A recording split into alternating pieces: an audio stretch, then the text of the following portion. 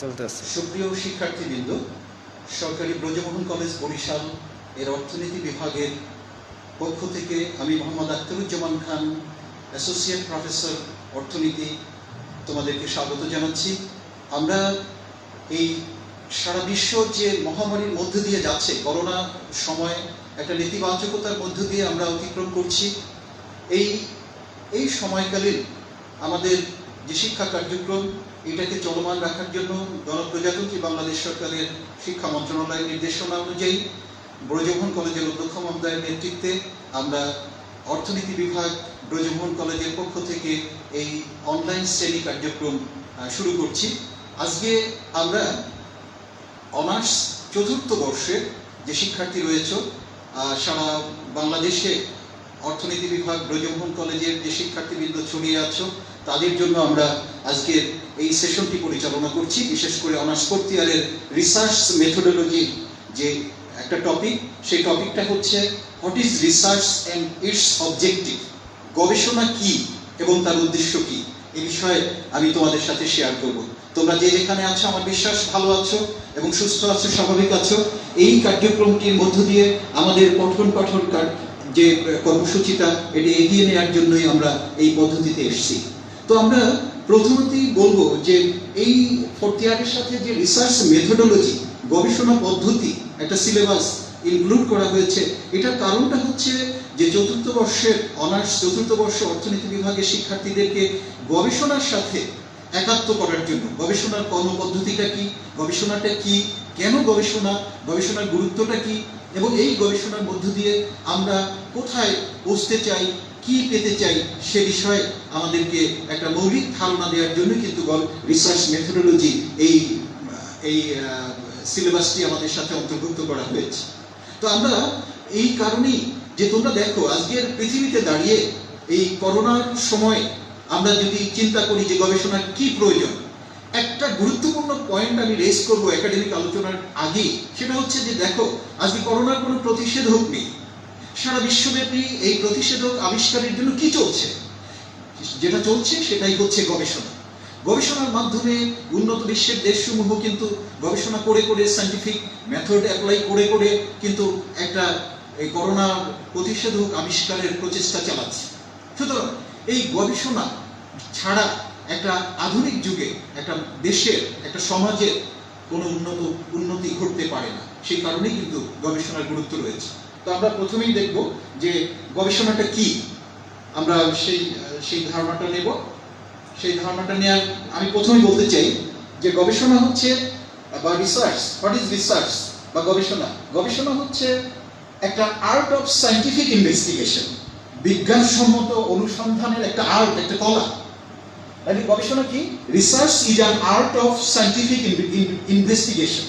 Scientific investigation, বিজ্ঞানসম্মত অনুসন্ধান। গবেষণা তো একটা ছেলে খোঁজা না। গবেষণা অমুক গাছটায় অমুক ফল হয়েছে সেটা খোঁজা বের করে না। অমুক বাড়ির মিস্টার করিমকে খুঁজে বের করা গবেষণা না।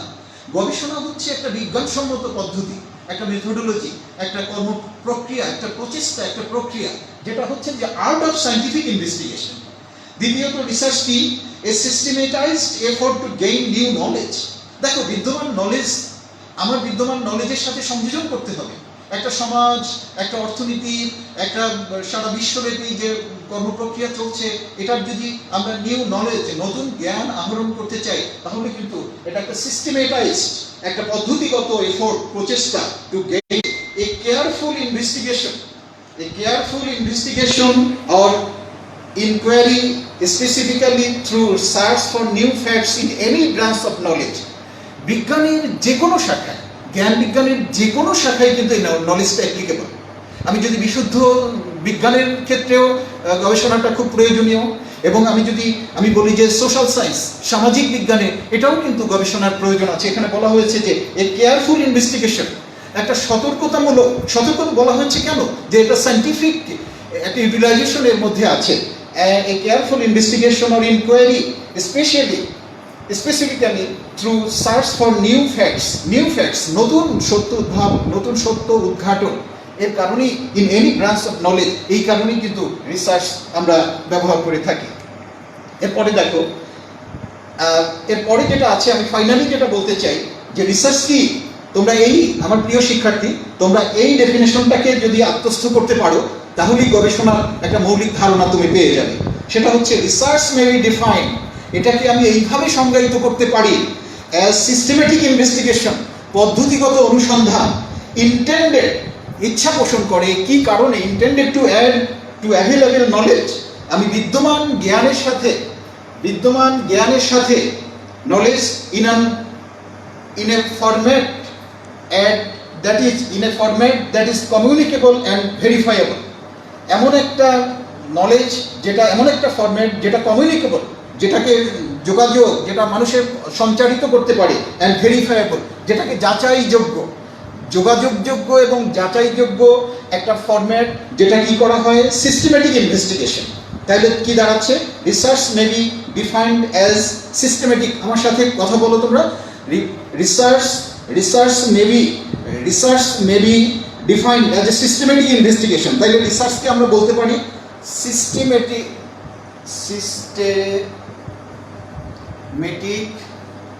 ইনভেস্টিগেশন,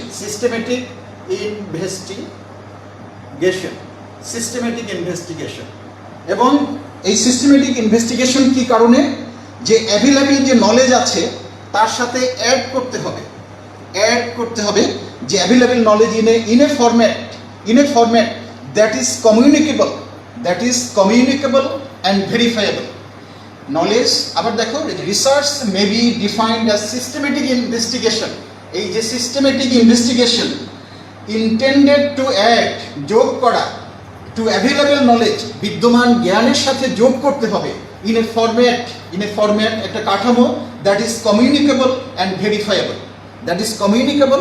ভেরিফায়েবল, এই যে রিসার্চের যে বেসিক কথাটা, এই কথাটা তোমরা আত্মস্থ করবে, যে এখান থেকেই তোমরা পেয়ে যাবে যে রিসার্চটা কি। এরপরে আছো যে আমরা এই যে রিসার্চ, এত গুরুত্বপূর্ণ একটা বিষয়, যে নিউ নলেজ আমরা গ্যাদার করব, তার বৈশিষ্ট্যটা কি, রিসার্চ কাকে আমরা চিহ্নিত করবো, রিসার্চকে, ক্যারেক্টারিস্টিক্স অফ রিসার্চ, আমরা রিসার্চকে কিভাবে মানে আমি দেখব যে এটাকে আমি কিভাবে চিনব, বা এটার কি বৈশিষ্ট্য আছে। সেটা হচ্ছে 1 নম্বরে দেখো, সেটা হচ্ছে it demands a clear statement of the problem. এটার একটা চাহিদা হচ্ছে প্রবলেমটা কি, আমি কি করতে চাই, আমার সমাধান কি, সমস্যা কি। সমস্যা হলো করোনার ভ্যাকসিন আবিষ্কার করা। সামাজিক ক্ষেত্রে বাংলাদেশের এখন যে একটা সামাজিক সমস্যা তৈরি হয়েছে, এই করোনার প্রাদুর্ভাব ঘটছে, এই ক্ষেত্রে বাংলাদেশে এখন আমরা কি করতে পারি, বিজ্ঞানের ক্ষেত্রে, করোনার ক্ষেত্রে আমরা কি করতে পারি, যে এই করোনা প্রাদুর্ভাবের কারণে বাংলাদেশের শিক্ষা ব্যবস্থা ক্ষতিগ্রস্ত হচ্ছে। এখন এই শিক্ষা ব্যবস্থা ক্ষতিগ্রস্ততার হাত থেকে কিভাবে শিক্ষা ব্যবস্থাকে রক্ষা করা যায়, সেই ক্ষেত্রে একটা গবেষণা হতে পারে। এটা একটা সামাজিক গবেষণা শিক্ষাক্ষেত্রে। তো সেইটাই বলা হয়েছে যে আমার এর বৈশিষ্ট্যের প্রথম ভাগই রয়েছে যে আমাকে একটা clear statement of A problem, আমার একটা সমস্যার একেবারে একটা সুস্পষ্ট বিবরণ থাকতে হবে যে আমি কি নিয়ে কাজ করতে চাই। এটা হলো একটা প্রধানতম characteristics of research. Then it requires a plan, it is not aimless looking for something in the hopes that you will come across a solution. তোমার একটা প্ল্যান থাকতে হবে রিসার্চে, এই রিসার্চের একটা গেম প্ল্যান থাকতে হবে, একটা পরিকল্পনা থাকতে হবে। এটা কোনো উদ্দেশ্যবিহীন ভাবে আমি চললাম, আমি অমুককে খুঁজে বের করলাম, আমি এটা খুঁজে, কিন্তু এটার মধ্যে একটা পদ্ধতিগত প্রক্রিয়া থাকতে হবে, এবং এটা লক্ষ্যবিহীন, উদ্দেশ্যবিহীন হতে পারে না কখনোই। Looking for something in the hopes, একটা প্রত্যাশা থেকে, that you will come across a solution. আমরা কোথায় যেতে চাই, এই শিক্ষা ব্যবস্থা যে ক্ষতিগ্রস্ত হচ্ছে তার থেকে বেরিয়ে এসে আমরা এটা সমাধানের দিকে যেতে চাই। এই কারণে একটা সলিউশনের জন্য কিন্তু এটা একটা বৈশিষ্ট্য research. It builds an existing data using both positive and negative findings. Important যে বিষয়টি এই রিসার্চের বৈশিষ্ট্যের ভিতরে ইম্পর্টেন্ট হলো ডেটা। একটা রিসার্চ করতে গেলেই তার বেসিক সলিউশন, বেসিক যে বিল্ডিং ব্লকস হচ্ছে ডেটা। আমার ডেটা কালেকশন করতে হবে, আমার ডেটা কালেকশন করে আমাকে কি করতে হবে, ডেটা কালেকশন করে আমরা ওই ডেটাকে অ্যানালাইসিস করব, প্রক্রিয়া করব। সুতরাং সেই ক্ষেত্রে কিন্তু আমার ইম্পর্টেন্ট হচ্ছে ইট বিল্ডস অন, একটা রিসার্চ এটা নির্ভর করে এক্সিস্টিং ডেটা, তোমার বিদ্যমান যে উপাত্ত আছে সেই উপাত্তকে, যেটা পজিটিভ আর নেগেটিভ যে কোনো ফাইন্ডিংস দিতে পারে। এরপরে হচ্ছে যে new data solution be collected as required and be organised such a way that they answer the original research question. এবং রিসার্চ কোশ্চেনের ক্ষেত্রে অরিজিনাল রিসার্চ কোশ্চেনের ক্ষেত্রে নিউ ডেটা কালেকশনের যে প্রক্রিয়া, সেই প্রক্রিয়ার বিষয়ে কিন্তু আমরা ক্যারেক্টারাইজ করতে পারি রিসার্চকে। এখন আমরা যদি একটু সামারাইজ করে যদি আমরা একটু বলতে চাই, তাহলে আমরা বলতে পারি যে ক্যারেক্টারিস্টিক্স অফ রিসার্চ, এই যে মূল ক্যারেক্টারিস্টিক্স যেটাকে আমরা চিহ্নিত করতে পারি, সেই ক্ষেত্রে কিন্তু তোমাকে প্রথমেই আমার শিক্ষার্থীরা, তোমাদের যদি কোনো প্রশ্ন থাকে সেটা আমরা পরে নেব, তোমরা অনলাইনেও যারা লাইভে আছো তারা প্রশ্ন করবে সেটা, কারণ এই রিসার্চের যে প্র্যাকটিক্যাল ইউজেস অফ রিসার্চ সারা বাংলাদেশে, সারা পৃথিবীতে, এটা এত গুরুত্বপূর্ণ, এই কারণেই কিন্তু আমরা আজকে এই পঠন পাঠনের মধ্যে দিয়ে যাচ্ছি। এক নম্বর হচ্ছে ক্যারেক্টারিস্টিক্সের, এক নম্বর হচ্ছে use of scientific method. Without a scientific method, you never use the procedure of research. Scientific method, বিজ্ঞানসম্মত পদ্ধতি তোমাকে অবলম্বন করতে হবে। তোমাকে ডেটা কালেক্ট করতে হবে, ডেটা প্রসেস করতে হবে, ডেটাকে প্রক্রিয়া করে একটা সলিউশনের দিকে আসতে হবে। সেই কারণেই বলা হচ্ছে যে এটা কিন্তু একটা ইউজ অফ সায়েন্টিফিক মেথড, এক নম্বর ক্যারেক্টারিস্টিক্স। এরপরে তুমি যদি আসো, এই যে রিসার্চটার ক্যারেক্টারিস্টিক্স আর একটা হচ্ছে যে ইনফরমেশন বেসড অ্যান্ড রিয়েলিস্টিক। আমরা দুটো শব্দ, এই বিজ্ঞানটি যখন আমরা পড়ব তখন দুটো শব্দ আমাদের অতি প্রয়োজনীয়, একটা হচ্ছে ডেটা আর একটা হচ্ছে ইনফরমেশন। আমাদের এই যে কার্যক্রমগুলো, রিসার্চের যে মূল কার্যক্রমটা, এটা কিন্তু ডেটা এবং ইনফরমেশনকে ঘিরে, কারণ ডেটার মধ্যেই কিন্তু নিহিত আছে একটা ঘটনার প্রকৃত চরিত্র। আমি যখন বাংলাদেশে করোনার সম্পর্কে আলোচনা করতে যাব, কিংবা সোশ্যাল সায়েন্সে বিজ্ঞান নিয়ে শিক্ষা, সামাজিক অন্যান্য প্রপঞ্চ, দুর্নীতি, আমরা যদি সামাজিক বাল্যবিবাহ, আমরা সাংস্কৃতিক অগ্রগতি, অর্থনৈতিক অগ্রগতি, পরিকল্পনা, যে কোনো বিষয়ে যখন আমরা পরিকল্পনা বা যে কোনো সিদ্ধান্ত নিতে যাব, তখন দেখব যে আমরা কিন্তু এটা ক্যারেক্টারাইজ করতে পারি রিসার্চকে, সেটা হচ্ছে ইনফরমেশন বেসড এবং that should be realistic. Number 3, theory based. একটা রিসার্চের যে কর্মপ্রক্রিয়া সবসময় একটা অনেকাংশেই এটা কিন্তু একটা থিওরিকে ঘিরে, একটা তাত্ত্বিক কাঠামোর মধ্য দিয়ে কিন্তু রিসার্চ প্রক্রিয়াটা এগোয়।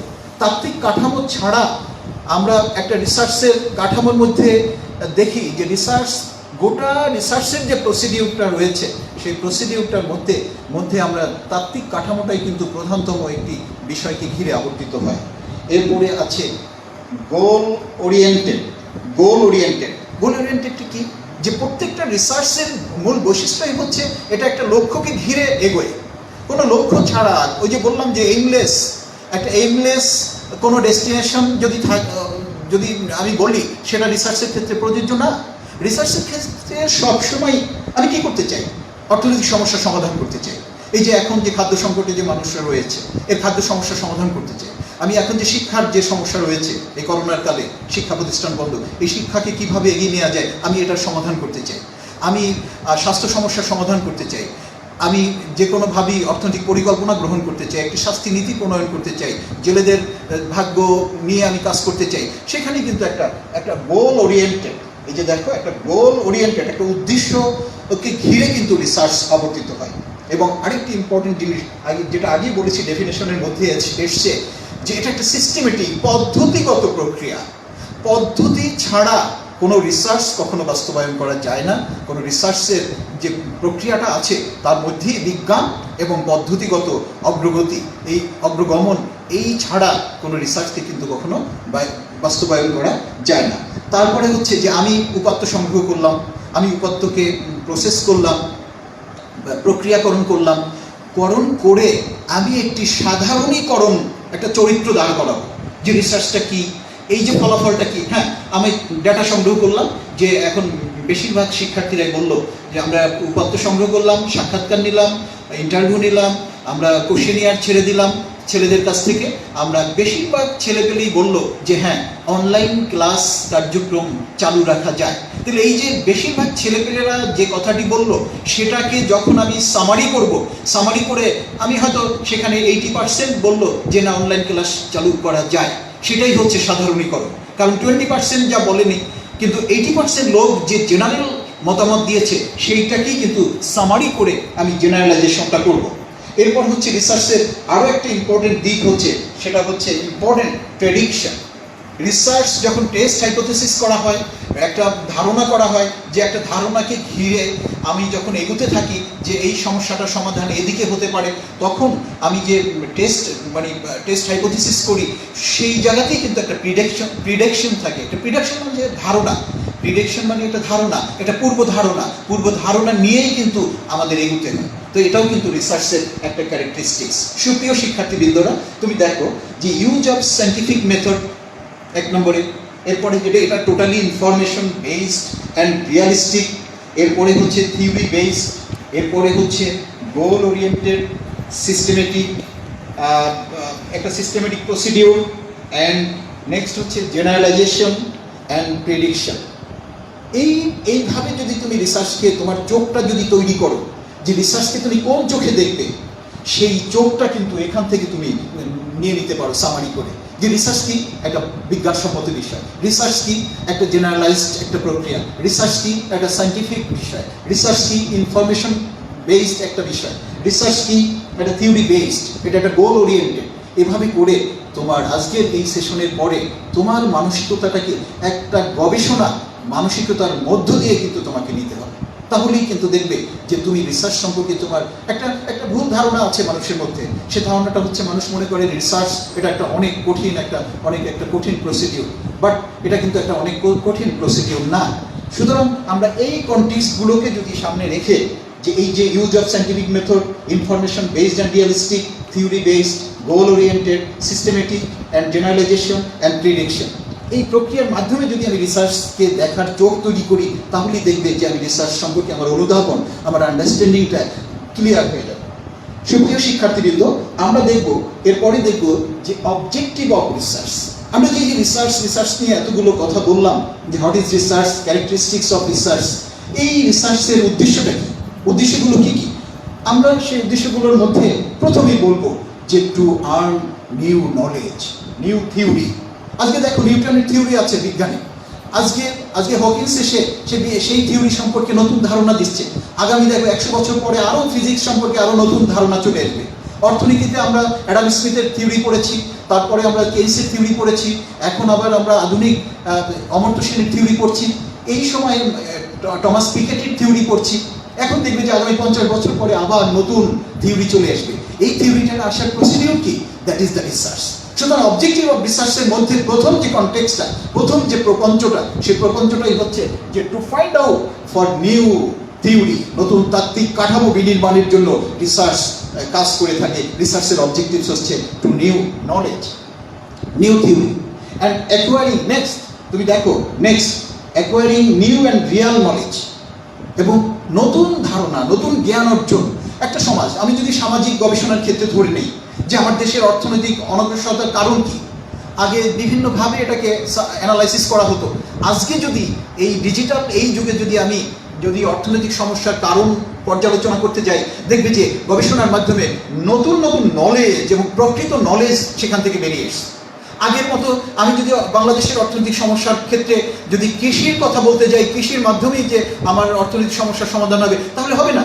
আজকে শিল্প, সেবা খাত, আন্তর্জাতিকভাবে আমরা কতটা ইন্টিগ্রেটেড, এইসব বিষয়ে আমাদের নিউ নলেজ গ্যাদার করতে হবে, এবং তাহলে অর্থনৈতিক সমস্যার সমাধান বের করে নিয়ে আসতে হবে। একটা কথা বলি যে আজকে চায়না অ্যাটাক হয়েছে, আমেরিকার অবস্থা খুবই খারাপ, ইউরোপিয়ান ইউনিয়নের অবস্থা সেখানে খুব ভালনারেবল অবস্থা, ইকোনমি, সমস্ত সোসাইটি তারা লকডাউনে চলে এসছে। এখন আমরা যদি শুধু বাংলাদেশের অর্থনৈতিক সমস্যার সমাধানটা একটা বিচ্ছিন্নভাবে শুধু বাংলাদেশের উপর ভিত্তি করেই সমাধানের পথটা খুঁজতে চাই, তাহলে সেটা পাওয়া যাবে না। সুতরাং সেই ক্ষেত্রে কিন্তু আমার acquiring new and real knowledge, এই নলেজটার ক্ষেত্রে আমার গবেষণার একটা উদ্দেশ্য হচ্ছে নতুন এবং প্রকৃত জ্ঞান আহরণ করা। এরপর হচ্ছে ভেরিফিকেশন অফ থিওরিজ। তুমি দেখো ইম্পর্টেন্টলি অবজেক্টিভ কেন, রিসার্চের উদ্দেশ্যটা কি? যে বিদ্যমান যে থিওরিগুলো আছে সেই থিওরিগুলোকে ভেরিফাই করা। সে কি করবে? যে নিউটনের থিওরি আজ কাজ করছে না, হকিন্সের থিওরি নিয়ে আজকে নতুন করে কাজ করতে হবে, অ্যাডাম স্মিথের থিওরি নিয়ে নতুন করে কাজ করতে হবে, কেইসের থিওরি নিয়ে কাজ করতে হবে, ম্যালথাসের থিওরি এখন আর কাজে লাগছে না। আজকে করোনার কারণে নতুন অর্থনৈতিক দর্শন চলে আসবে, তাহলে এগুলো কে করবে?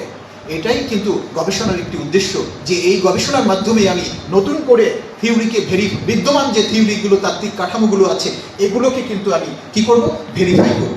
এটাও কিন্তু অবজেক্টিভস অফ রিসার্চের একটা দিক। এরপর আসো দেখো, নোয়িং অ্যাবাউট সোশ্যাল সিচুয়েশন। তুমি এই রিসার্চের আরেকটা উদ্দেশ্য হচ্ছে নোয়িং, জানা অ্যাবাউট সোশ্যাল সিচুয়েশন। তুমি সোশ্যাল সিচুয়েশন, সামাজিক যে অবস্থা আছে, সামাজিক যে কাঠামো আছে, এই কাঠামোকে যদি তুমি পর্যালোচনা করতে চাও, এটা আরো গভীর থেকে, যদি ভিতর থেকে তুমি এর প্রকৃত সত্য অনুধাবন করতে চাও। আজকে একটা কথা বলি, যে আজকে ত্রাণ দেওয়া হচ্ছে, এই ত্রাণটা কাকে দেওয়া হবে, কতটুকু, কোন মানুষকে দেওয়া হবে, তৃণমূল পর্যায়ে ছড়িয়ে দিতে হলে কি কি কর্মপ্রক্রিয়া লাগবে, এই কারণেও কিন্তু একটা সামাজিক গবেষণা হতে পারে। এই কারণেই বলা হয়েছে যে বিদ্যমান নোয়িং অ্যাবাউট সোশ্যাল সিচুয়েশন, সামাজিক অবস্থাটা কি, এটার জন্য কিন্তু আমাদের এই রিসার্চ প্রয়োজন। এরপরে হচ্ছে knowing about impact of programs and project. হ্যাঁ, দেখো, শুধু আমি প্রোগ্রাম নিলাম, প্রজেক্ট নিলাম, আমার পদ্মা বহুমুখী ব্রিজ, আমার এই যে 4 লেন রাস্তা, আমার এই যে পায়রা পোর্ট, এই যে আমি বিভিন্ন ধরনের পরিকল্পনা প্রজেক্ট হাতে নিই, এই প্রজেক্টগুলোর সমাজে কি ইম্প্যাক্ট হয়েছে, এগুলোর কি কি প্রতিক্রিয়া আছে, ইতিবাচক প্রতিক্রিয়া আছে না নেতিবাচক প্রতিক্রিয়া আছে, তুমি কি করে জানবে? তোমার তখন জানতে হলেই কিন্তু তোমার গবেষণা প্রয়োজন। গবেষণা ছাড়া তুমি এর প্রতিক্রিয়া, এর প্রভাব, এর ইকোনমিক ইম্প্যাক্টটা কি, সোশ্যাল ইম্প্যাক্ট কি, পলিটিক্যাল ইম্প্যাক্ট কি, কালচারাল ইম্প্যাক্ট কি, এগুলো যদি তুমি জানতে চাও, তাহলে কিন্তু তোমার এই knowing about impact of programs and projects, এগুলো তোমার এই নোয়িংটা, তোমার জানার কাঠামোটাকে দীর্ঘ করতে হলে তোমার রিসার্চ প্রয়োজন, এবং রিসার্চ কিন্তু সেই উদ্দেশ্যকে ঘিরেই কিন্তু আবর্তিত হয়। এরপরে social welfare and national development. বাংলাদেশের ন্যাশনাল ডেভেলপমেন্টের অবস্থা কি, আমি কোথায় যেতে চাই ডেভেলপিং কান্ট্রি হিসেবে, এটা কি উন্নত রাষ্ট্রে 2041 সালের মধ্যে মাননীয় প্রধানমন্ত্রীর যে একটা টার্গেট আছে, একটা গোল আছে, এটাকে পৌঁছতে হলে আমার কি লাগবে, এই কি লাগবে, এটাই কিন্তু রিসার্চের একটা উল্লেখযোগ্য অবজেক্টিভ। এই কারণে কিন্তু রিসার্চ হয়ে থাকে। এরপরে হচ্ছে সোশ্যাল প্রেডিকশন। আমি একটা সামাজিক পূর্ব ধারণা করতে চাই, সামাজিক যে এই সমাজটা কিভাবে এগোবে, এই সমাজটার অগ্রগতি কি বিষয়ের উপর ডিপেন্ড করবে, এ সম্পর্কেও যদি আমার ধারণা নিতে হয়, এ সম্পর্কেও যদি আমি কথা বলতে হয়, তাহলে কিন্তু আমার রিসার্চ দরকার। রিসার্চ কিন্তু সেই উদ্দেশ্যকে ঘিরেই আবর্তিত হয়। Formulation of policy and plan. তুমি দেখো, বাংলাদেশের যে পার্সপেক্টিভ প্ল্যান আছে, পরিপ্রেক্ষিত পরিকল্পনা, বাংলাদেশে বিভিন্ন 7 5-year প্ল্যান বা বিভিন্ন 5-year প্ল্যানগুলো হয়, এখন ডেল্টা প্ল্যান আছে, আবার 2041 সাল পর্যন্ত আরেকটা 20 বছর মেয়াদী প্রেক্ষিত পরিকল্পনা হাতে নেওয়া হচ্ছে সরকার। এইগুলোকে যদি তুমি পরিকল্পনা করতে চাও, তাহলে তোমার ওগুলো ফর্মুলেট করতে হলে তৃণমূল পর্যায়ে কী চাহিদা আছে, সেক্টরাল ডেভেলপমেন্টের জন্য কি করতে হবে, স্বাস্থ্য খাত কী বরাদ্দ চায়, সংস্কৃতি খাত কিভাবে অগ্রগতি হবে, আন্তর্জাতিক বাণিজ্য কিভাবে ছড়িয়ে দেবো সারা পৃথিবীতে, এগুলো সম্পর্কে যদি তুমি ওই পরিকল্পনা প্রণয়ন করতে চাও, তাহলেও কিন্তু আমার এই রিসার্চের আরেকটা উদ্দেশ্য হচ্ছে যে কি করে আমি ভালো পলিসি এবং প্ল্যান ফর্মুলেট করব, সেটাও কিন্তু আমার দিক নির্দেশনা দেয় কে, সেটাও কিন্তু এই রিসার্চের মাধ্যমে আমি অর্জন করতে পারি, এবং সেটাও কিন্তু রিসার্চের একটা উদ্দেশ্য। এরপরে রিসার্চের আরেকটা উদ্দেশ্য হচ্ছে বিদ্যমান change in values and mindset.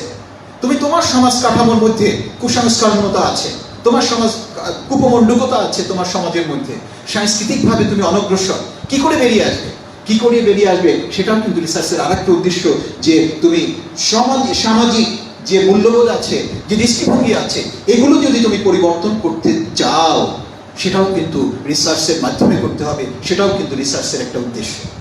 দেখো, রিসার্চ কিভাবে তাত্ত্বিক কাঠামো, বিশুদ্ধ বিজ্ঞান, তুমি সামাজিক কাঠামো, সাংস্কৃতিক কাঠামো, রাজনৈতিক কাঠামো, প্রতিটি অঙ্গনেই কিন্তু রিসার্চ তার যে প্রয়োজনীয়তা, তার ইম্পর্টেন্স নিয়ে এগোচ্ছে। এরপর দেখো, আমি যদি এরপরে হচ্ছে একটা নলেজ বেসড সোসাইটি, আমি যদি একটি জ্ঞান ভিত্তিক সমাজ বিনির্মাণ করতে চাই, সে বিনির্মাণের জন্যও কিন্তু রিসার্চ কিন্তু সেই ক্ষেত্রে কাজ করে থাকে, যে একটি জ্ঞান ভিত্তিক সমাজ বিনির্মাণের উদ্দেশ্যকে সামনে রেখেই কিন্তু রিসার্চ কাজ করে। এটাও কিন্তু একটা ইম্পর্টেন্ট অবজেক্টিভ।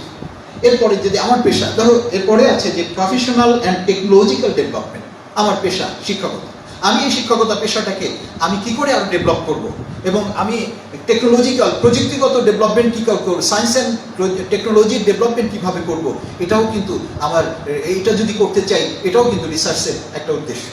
তাহলে আমরা যদি দেখি যে ফর অবজেক্টিভস অফ রিসার্চকে যদি আবার একটু আমি সামারি করতে চাই, যদি আমি আবার একটু ওভারভিউ করতে চাই ফর নিউ থিওরি, আমার প্রিয় শিক্ষার্থীরা একটু খেয়াল করো, রিসার্চ অত্যন্ত চমৎকার একটি বিষয়, এবং আমি তোমাদেরকে আহ্বান জানাচ্ছি যে আধুনিক একজন মানুষ গবেষণাধর্মী একজন মানুষ, আধুনিক একজন মানুষ গবেষণার দৃষ্টিভঙ্গি নিয়ে তার বেঁচে থাকতে হয়। কারণ গবেষণা ছাড়া ব্যক্তিগত জীবন, পারিবারিক জীবন, রাষ্ট্রীয় জীবন এবং আন্তর্জাতিক গ্লোবাল জীবন, তুমি যদি মানে কসমোপলিটন লাইফকে যদি ধরো, বিজ্ঞান, প্রযুক্তি, সমাজ, সংস্কৃতি, প্রতিটি জায়গাতেই কিন্তু রিসার্চ আস্তে পিস্তে বেঁধে আছে। সেই ক্ষেত্রে দেখো যে new theory, acquiring new and real knowledge, verification of theories, এরপরে knowing about social situation, knowing about impact of programs and projects and social welfare and national development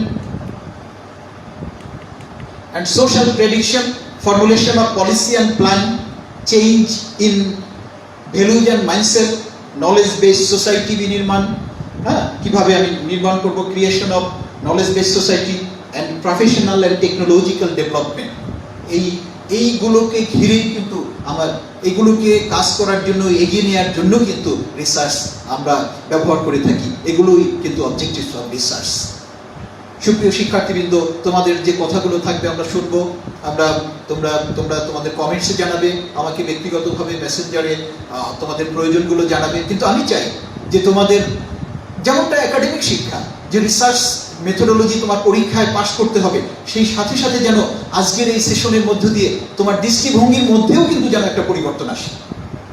কারণ দৃষ্টিভঙ্গির মধ্যে যদি তোমাকে পরিবর্তন না আসে, আমি পরিবর্তন না নিয়ে আসতে পারি, তাহলে এই রিসার্চ মেথোডোলজির এই পার্ট, এই লেসন কোনো কাজে লাগবে না। সুতরাং আমি আহ্বান জানাবো তোমার দৃষ্টিভঙ্গিটাকেও কিন্তু একটা গবেষণাধর্মী দৃষ্টিভঙ্গিতে রূপান্তর করবে। এরপরে ধন্যবাদ। এরপরে আমরা যাব যে কতগুলো টার্ম আছে, তোমরা একটু খাতায় লিখে নাও, যাদের খাতা আছে, যাদের এই টার্মগুলো কিন্তু রিসার্চের ক্ষেত্রে খুব ইম্পর্টেন্ট। আমরা একটু দেখতে চাই, সেই টার্মটা হচ্ছে প্যারাডাইম, মেথোডোলজি অ্যান্ড মেথড। আমরা বলছি রিসার্চ, এতক্ষণ আমরা বললাম যে রিসার্চ, এখন রিসার্চ মেথডটা কি অ্যান্ড রিসার্চ মেথোডোলজিটা কি, এই বিষয়ে কিন্তু আমাদের একটু কথা বলতে হবে। তুমি দেখো, মেথডটা হচ্ছে refers to the tools or instrument employed by researchers to gather empirical evidence or to analyze data. আবার আসো, মেথডটা কি? refers to the tools and instruments. প্রথমে আসো যে টুলস অ্যান্ড ইনস্ট্রুমেন্ট, এটা একটা ইনস্ট্রুমেন্ট, একটা হাতিয়ার, একটা উপকরণ, যার মাধ্যমে এমপ্লয়েড বাই রিসার্চারের মাধ্যমে এটা ব্যবহৃত হয় two gather empirical evidence and to analyse data. Empirical evidence এগুলো সংগ্রহ করা এবং সেই ডেটাকে অ্যানালাইসিস করার জন্য যে টুলটা ব্যবহৃত হয়, যে উপকরণ, যে হাতিয়ার ব্যবহার হয়, সেটাই কিন্তু মেথড। আর method should never be used as criteria for determining the type of methodology. এটা কখনোই মেথোডোলজির একটা ক্রাইটেরিয়া হিসেবে নির্ধারিত হবে না। এখন আসো, আমরা মেথড দেখলাম, মেথড কি? আবার আসো, মেথডটা কি? মেথড হচ্ছে একটা ইনস্ট্রুমেন্ট, একটা টুলস, কতগুলো টুলস, যার মাধ্যমে আমি রিসার্চ কার্যক্রমটি সম্পন্ন করব। এখন আসো, মেথড এবং মেথোডোলজি। রিসার্চ মেথোডোলজিটা কি? রিসার্চ মেথোডোলজি হচ্ছে সায়েন্স অফ মেথড। কত চমৎকার! যে মেথড হচ্ছে ইনস্ট্রুমেন্ট, মেথড হচ্ছে কি? ইনস্ট্রুমেন্ট, বা মেথড হচ্ছে কি? টুলস। আর মেথোডোলজি হচ্ছে আবার কি? তার সাথে লজি যখন যোগ হচ্ছে, তখন তার মানে কি? Science of methods. ওই মেথডসের বিজ্ঞানটা কি? এবং methodology is a model which entails the theoretical principles framework that provides guidelines about how research is done in the context of a particular paradigm, and methodology translate the principle of a paradigm into a research language. Research যে প্যারাডাইমটা আছে, আমি যাবো একটু পরে যে প্যারাডাইমটা কি, প্যারাডাইমটাকে বাস্তবে রূপান্তর করে। Methodology translate the principal of A paradigm, principal of যে প্যারাডাইমের যে নীতি আছে সেটাকে মানে গবেষণার ভাষায় রূপান্তর করে। তার মানে কি? আমরা অত কঠিনভাবে না গিয়েও যদি আমরা এটা বলতে পারি যে রিসার্চ মেথডটা কি, মেথোডোলজিটা কি? মেথোডোলজি ওটা হচ্ছে সায়েন্স অফ মেথড। মেথড কি? টুল। আর মেথোডোলজি কি? Science of method. হ্যাঁ, যে আমরা কিভাবে, এটা একটা মডেল, আমরা কিভাবে থিওরিটিক্যাল প্রিন্সিপাল ফ্রেমওয়ার্কটাকে আমি রিসার্চের ক্ষেত্রে কাজে লাগাবো। এরপরে আসো, প্যারাডাইমটা কি? প্যারাডাইমটা হচ্ছে a set of proposition that explain how the world is perceived, how the world can be explained, handled and approached or studied, a way breaking down the complexity of real world and whole system of thinking. রিসার্চের প্যারাডাইমটা হচ্ছে যে a set of proposition, কতটুকু অনুষঙ্গ, যে আমি যে explain কিভাবে how the world is perceived, আমি যে ধারণাটা করছি ওয়ার্ল্ড সম্পর্কে, and how the world can be explain and handled and approach or study.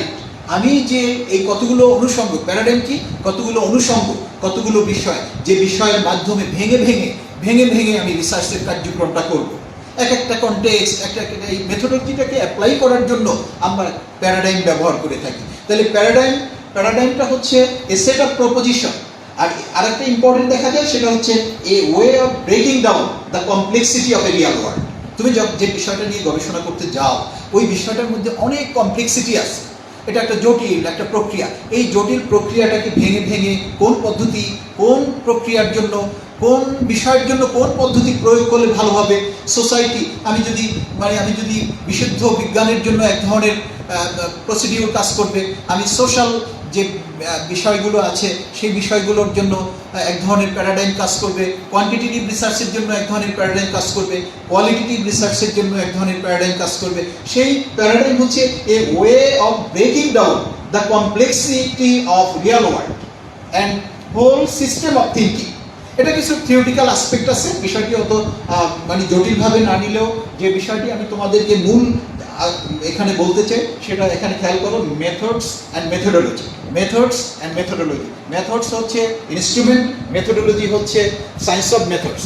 Method হচ্ছে ইনস্ট্রুমেন্ট অফ টুলস, আর মেথোডোলজি হচ্ছে সায়েন্স অফ মেথডস। তাহলে রিসার্চ মেথোডোলজি তার মানে কি দাঁড়াচ্ছে, যে রিসার্চ করতে গেলে আমি যে ইনস্ট্রুমেন্ট বা টুল ব্যবহার করব, সেই টুল এবং যে ইনস্ট্রুমেন্ট ব্যবহার করব, সেই টুল বা ইনস্ট্রুমেন্টের পদ্ধতিটা কি, তার বিজ্ঞানের প্রক্রিয়াটা কি, এইটা হচ্ছে তোমার মেথোডোলজি।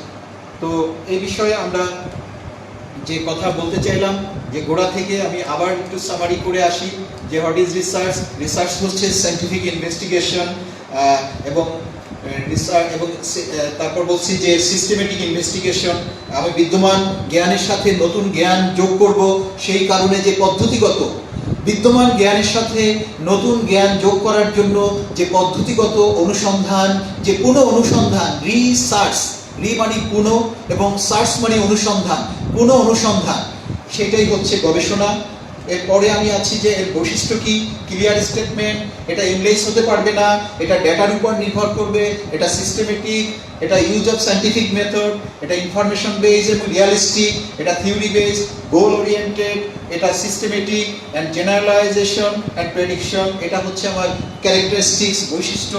এরপরে যেটা অবজেক্টিভস কি, নতুন থিওরি আবিষ্কার করব, বিদ্যমান জ্ঞানের সাথে নতুন জ্ঞান যোগ করব, সমাজ সম্পর্কে জানার জন্য, এবং ইম্প্যাক্ট অফ প্রোগ্রামস অ্যান্ড প্রজেক্টের যে ইম্প্যাক্ট এ সম্পর্কে আলোচনা। এটা রিসার্চের যে উদ্দেশ্য, আমরা রিসার্চ করব সামাজিক কল্যাণ এবং ন্যাশনাল ডেভেলপমেন্টের জন্য গবেষণা করব, প্রজেক্ট এবং প্রোগ্রামের কি অগ্রগতি সেটা যাচাই বাছাই করার জন্য রিসার্চ করব, সমাজ জানার জন্য রিসার্চ করব, আমি ভেরিফাই করব থিওরিকে, তত্ত্বকে যাচাই করব, এই কারণে রিসার্চের উদ্দেশ্য, এই কারণে আমি রিসার্চ করব। এরপরে সোশ্যাল প্রেডিকশন, সামাজিক যে পূর্ব ধারণা সেটা করব, আমি ফর্মুলেশন অফ পলিসি, আমি নতুন গবেষণা করব, নতুন পরিকল্পনা প্রোগ্রাম হাতে নেব, এই কারণে গবেষণার মাধ্যমে সেটা করব, সেটাও গবেষণার উদ্দেশ্য। আমি গবেষণা করব সামাজিক মাইন্ডসেট এবং ভ্যালুস পরিবর্তনের জন্য, আমি গবেষণা করব জ্ঞান ভিত্তিক সমাজ বিনির্মাণের জন্য। গবেষণার আরেকটি অন্যতম উদ্দেশ্য হচ্ছে পেশাগত এবং প্রযুক্তিগত অগ্রগতির জন্য আমার গবেষণা করতে হবে। এরপরে আমি কয়েকটি টার্ম তোমরা লিখে রাখো। একটা হলো মেথড হচ্ছে কোনো কিছুকে অর্জন করার জন্য যে টুল ব্যবহার করা হয় সেটা হচ্ছে মেথড। রিসার্চের যে টুলসগুলো, ইনস্ট্রুমেন্টগুলো আছে এগুলো হচ্ছে মেথড। মেথোডোলজি হচ্ছে science of method, and paradigm হচ্ছে কতগুলো তাত্ত্বিক কাঠামো, কতগুলো প্রপঞ্চ। এক একটা রিসার্চের পৃথিবীকে ভাগ করে এক একটা তাত্ত্বিক কাঠামোর মধ্যে ফেলে আমরা প্যারাডাইম নির্ধারিত হয়। মেথোডোলজির সাথে প্যারাডাইম সম্পর্কিত এবং মেথোডোলজির সাথে মেথড সম্পর্কিত। সুপ্রিয় শিক্ষার্থীবৃন্দ, তোমাদের ভিতরে অনেক কোশ্চেন, অনেক প্রশ্ন জাগ্রত হয়েছে ইতিমধ্যে এই আলোচনাটা করতে গিয়ে।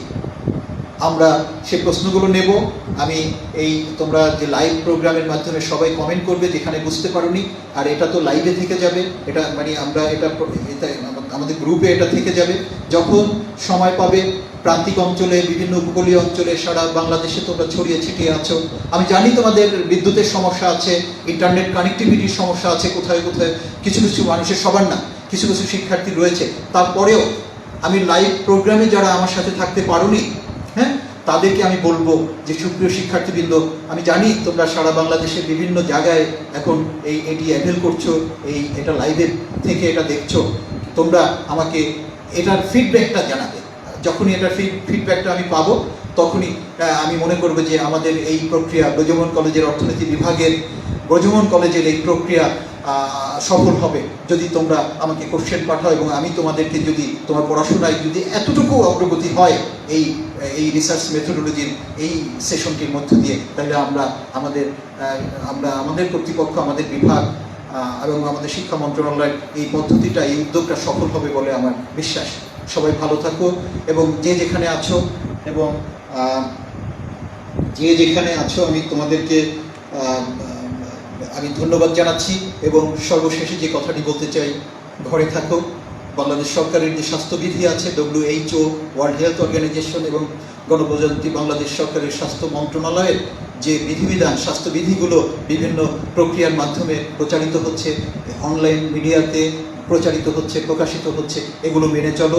1 নম্বরে হচ্ছে মাস্ক ব্যবহার করবে, 2 নম্বরে হচ্ছে হাত ধোবে, 3 নম্বরে হচ্ছে সামাজিক দূরত্ব মেনটেন করে চলবে, এবং সরকার যেভাবে ঘরে থাকার যে কর্মসূচি দিয়েছে সেটা মেনটেন করবে, মানুষকে সচেতন করবে, এবং সর্বোপরি একজন সামাজিক মানুষ হিসেবে এবং একজন সামাজিক এবং রাজনৈতিক মানুষ হিসেবে তোমরা যে অবস্থায় আছো, যেন কোনো মানুষ, তোমার কোনো প্রতিবেশী যেন অভুক্ত না থাকে।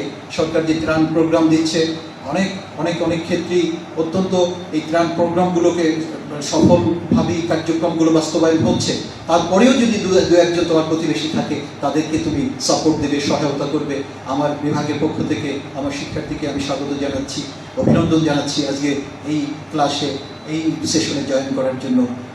ধন্যবাদ জানাচ্ছি অধ্যক্ষ মহোদয়কে, ধন্যবাদ জানাচ্ছি শিক্ষা মন্ত্রণালয়কে, ধন্যবাদ জানাচ্ছি মাউসিকে, এবং সর্বোপরি ধন্যবাদ জানাচ্ছি এই অনলাইন ক্লাসের সাথে সম্পর্কিত যে কর্মচারীবৃন্দ আছে, আমার বিভাগের শিক্ষকবৃন্দ আছে, সকলকে আবারও ধন্যবাদ এবং কৃতজ্ঞতা জানিয়ে এখানেই শেষ করছি।